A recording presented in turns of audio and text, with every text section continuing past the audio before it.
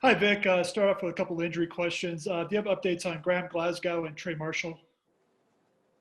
Trey won't practice today. Glasgow won't practice today. Those were the two you asked about, right? Yeah. Anybody else will sit out? Bryce is not going to practice today, and Dotson won't practice today. We usually been giving him Wednesdays off. And then anything new on Shelby? No, he's still on the list. He is getting better, but he's still on the COVID list, improving, but not enough yet to get off the list. Gotcha. Facing Taysom Hill, he has one start to look at. Did you see a quarterback game plan or a quarterback/running back game plan out of them? They ran their normal offense. I was, turned on the tape looking to see maybe something different, but it's the Saints offense they've been running ever since Sean's been there, and they've evolved to, with the addition of his ability to have the quarterback designed runs. So, but other than the quarterback designed runs, which are unique to him, they ran their offense. And last thing for me, you started your career in New Orleans with the Dome Patrol. How special was that time for you with that franchise? Yeah, it was very special for me. That was my first stop in my NFL career. Had 9 great years there. Obviously, you mentioned coaching great players always makes it more enjoyable. Still in touch with some of those players. They text me regular, which is very nice. And New Orleans is the place I've been the longest in my NFL journey. So every time I go back there, now we're not going back there this time, it kind of feels like I'm going to my second home. Next one, Ari. Hey, Vic, I got a couple quick ones for you. You're known as this creative defensive mind. Sean Payton's known as a really creative offensive mind. I'm wondering if when you go against a guy like Sean, matching wits, is that special to you? Do you take great joy in going up against him? No, I'd rather go against somebody less capable than he is. But Sean is an excellent play caller. He always has been. And he's continued to be. He's actually getting better, I think, if that's hard to believe. But I've always felt he's one of the best play callers in the league. And then secondly, I know this is kind of a dead horse we keep beating, but Garett Bolles has had such a dramatic turnaround from his first 3 years.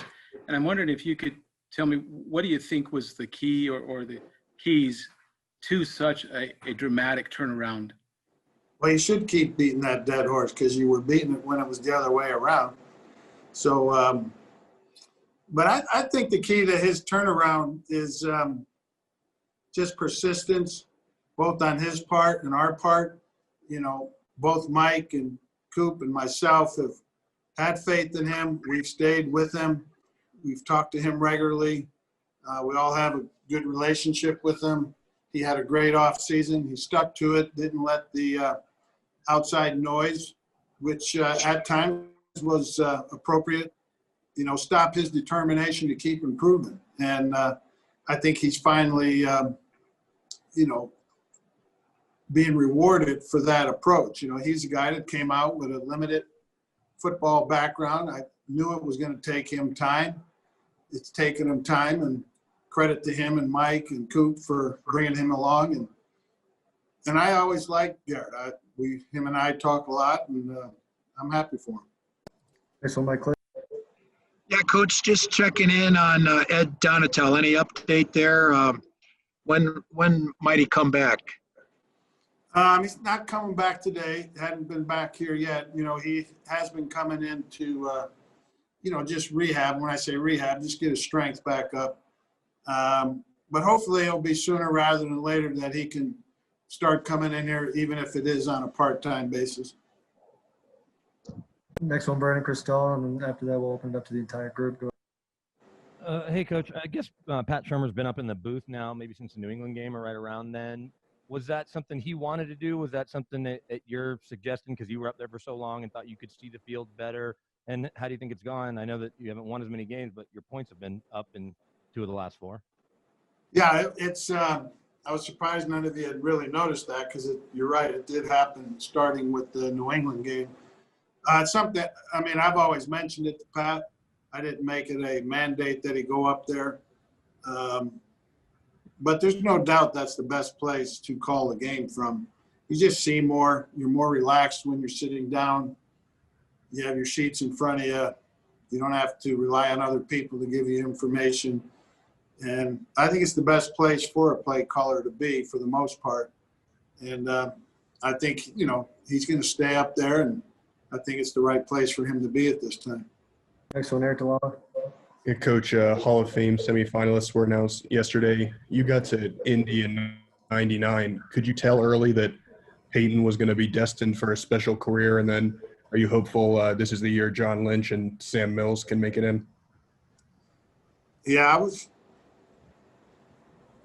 pretty, I figured out Payton was going to be pretty special when he was about 14 or 15 years old, and he would come over to the Saints facility and throw pass skelly with us some days, with our team in the offseason. So he's long time been destined to achieve the greatness that he did achieve. Sam Mills deserves to be in there. I'm just telling you, I know everybody thinks I'm biased, and I am probably, but I will tell you for a fact that there's been guys in this league that have been around both Sam and other players that are in the Hall of Fame, and they would tell you that Sam was better than some of those guys that are in the Hall of Fame as an inside linebacker. And he definitely deserves it. I think Pat Willis deserves it. He was a tremendous inside linebacker for a good 9-10 years in San Francisco, fastest inside linebacker I've ever coached. And he was a great player too. And John will eventually get in, I'm sure. John Lynch. Next one, Amy Justin, New Orleans Times-Picayune advocate. Hey, Vic. Taysom Hill, obviously one start in his entire career. What did you see from the tape last week and kind of confirm or maybe change your opinions about him? Well, he went out there and performed his duties as a quarterback, and he ran their offense. I don't think the Saints changed their offense at all because he was the quarterback. They still ran plays and concepts, formations and personnel groups that they ran with Drew Brees. But he has the added dimension of the quarterback designed runs. So I think he acquitted himself very, very well. And he's a good quarterback. I mean, if he keeps it up the way he played last week, he'll be considered the third best quarterback in Saints history behind Drew Brees and Archie Manning. Next one, Rod Walker, also from the Picayune advocate. Hey, Coach, I'm taking you back to your New Orleans days again. I'm not sure if you even realize this, but the last game you coached with the Saints was against the Broncos, and it's out back in '94. It was the Christmas Eve, and it's also the last time the Saints. Is that the game that we beat them 42-0? I'm not sure if that's the score, but it's the last time the Saints have beat the Broncos, and just wanted to ask you how crazy is that it's been that long since they beat them. I know they only play once every 4 years. Yeah, they only play once every 4 years. So, yeah. And really, until it became an even schedule, it might have been less than that. So I think any streak that, you're talking about, you play once every 4 years or more, really has no validity to it. Next one, we have Amos Morale from WWL New Orleans. Yeah, Coach, I wanted to ask you about an offensive lineman, Lloyd Cushenberry, rookie you guys brought in. Obviously, he's played, I believe it's almost all the offensive snaps for you. Just what have you seen from him, and what has it been about him that's allowed him to kind of find a role so quickly? Constant improvement, I think, is what you could say about Lloyd. Center position in the NFL is a hard position to come in as a rookie and play well because there's mental demands besides the obvious physical demands. And I just think he's gotten better each and every week in little strides. And I think he's going to be a good center in this league. Guys, time for a few more. Next one, Troy Rain. Coach, thanks for the time.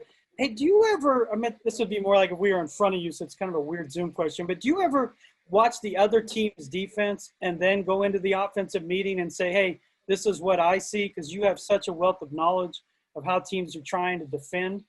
Do you ever break down their defense and then go to your offensive players or Coach Shurmur and say, hey, here's some of the things I'm seeing, or go to a player and say, here are some of the things I'm seeing from them? I do. Particularly when it's a scheme that I feel like I know pretty good, throughout the years, whether it be a particular coordinator or a particular scheme or a particular player. Yes, I do that. Final one, George Stoya. Yeah, Vic, I believe Malik Reed is leading the league right now in sacks among undrafted players. Where have you seen the biggest improvement from year 1 to year 2 from him? Just little improvements in all phases of his game. Playing outside linebacker, he does get to rush a good bit in our nickel and dime fronts. But also he's improved his run play. He has improved his pass rush play. I think John Pagano's done a good job on him in advancing him, in his second year. You're always hoping for a big jump from year 1 to year 2. He got to play a lot last year due to Vaughn's injury. Bradley's injury last year, and now he's getting to play a lot this year due to Vaughn's injury, and he's taking full advantage of it. He's a very conscientious player who plays hard, and you like to see the good things happen to those type of people.